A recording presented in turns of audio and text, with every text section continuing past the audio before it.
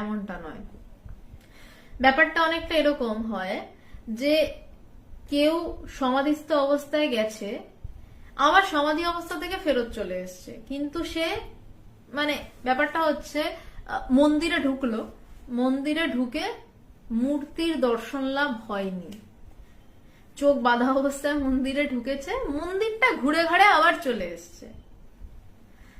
আর একটা লোক মন্দিরে ঢুকলো, মন্দিরে ঢুকে মূর্তি দেখলো, দেখে পরিতৃপ্ত হয়ে বেরিয়ে চলে এলো, তার আর কোনো চাওয়া রইল না।